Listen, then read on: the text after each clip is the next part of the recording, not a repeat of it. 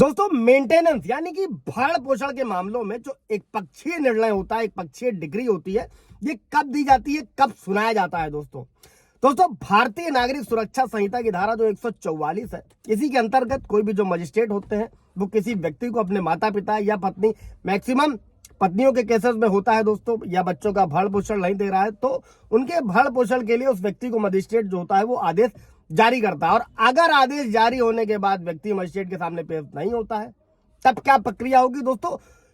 इससे पहले सीआरपीसी 125 चल रहा था, जो अभी भारतीय नागरिक सुरक्षा संहिता की धारा 144 के तहत मेंटेनेंस के मुकदमे चल रहे हैं दोस्तों। अभी इसमें समझिएगा भाई, आप लोगों को भारतीय नागरिक सुरक्षा संहिता की धारा 145 इसको ब्रीफ तरीके से समझते हैं दोस्तों, जिसमें किसी भी तरीके से आपके खिलाफ भी एक पक्षीय डिग्री मेंटेनेंस की पारित ना हो। दोस्तों जय हिंद, नमस्कार, मैं एडवोकेट आशीष मिश्रा। लाइक कर दीजिएगा, शेयर कर दीजिएगा, सब्सक्राइब कर दीजिएगा ताकि इस धारा से और भी लोग अवगत हो सके दोस्तों। और एक छोटी सी इंफॉर्मेशन भी है, अगर आप मुझसे सलाह लेना चाहते हैं तो आप अपॉइंटमेंट बुक कर सकते हैं।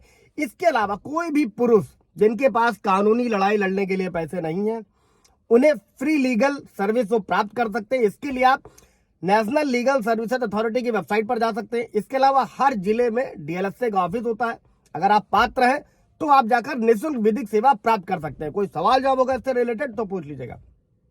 अभी बढ़ते हैं कि भारतीय नागरिक सुरक्षा संहिता की धारा 145 क्या कहती है दोस्तों। इसमें बताया गया है कि किसी व्यक्ति से भरण पोषण की मांग के लिए जो दावा है वो किस जिले में किया जाना चाहिए, दूसरा वर्तमान में वो व्यक्ति जहां निवास कर रहा है, तीसरा जहां वो व्यक्ति या उसकी पत्नी निवास करती है या फिर जहां वो अंतिम बार अपनी पत्नी के साथ रहा होगा, और उपयुक्त जो भी जिला होगा उसमें व्यक्ति मजिस्ट्रेट के सामने भरण पोषण के आदेश के लिए परिवाद यानी कि पत्नी परिवाद दायर कर सकती है। और इस धारा के अनुसार दोस्तों आप समझिएगा कि अगर कोई पीड़ित पक्ष कोई साक्ष्य, कोई एविडेंस मजिस्ट्रेट के सामने देता है, तब उसे ऐसे एविडेंस यानी कि उस व्यक्ति के सामने देने होंगे जिससे वो भरण पोषण यानी कि मेंटेनेंस की मांग कर रहा है, यानी कि पत्नी को पति के सामने देना होगा कोर्ट में, या फिर उसके किसी जो वकील है, प्लीडर है, उसके सामने देना होगा दोस्तों। लेकिन अगर मजिस्ट्रेट के आदेश के बाद भी पति जानबूझकर गैर हाजिर होता है और मजिस्ट्रेट के सामने पेश नहीं होता है, तब कोर्ट क्या करेगा, भारतीय नागरिक सुरक्षा संहिता की धारा 145 के तहत भरण पोषण के लिए एक पक्षीय निर्णय वो ले सकता है दोस्तों। और एक पक्षीय निर्णय जो होगा, जो डिसीजन होगा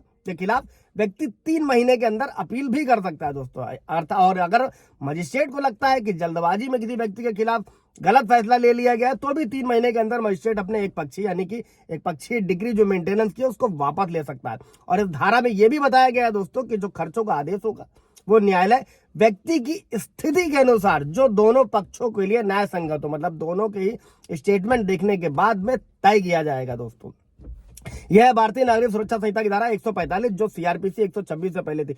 कोई सवाल जवाब होगा इससे रिलेटेड कमेंट करके पूछिएगा, क्लियर किया जाएगा दोस्तों। Thank you.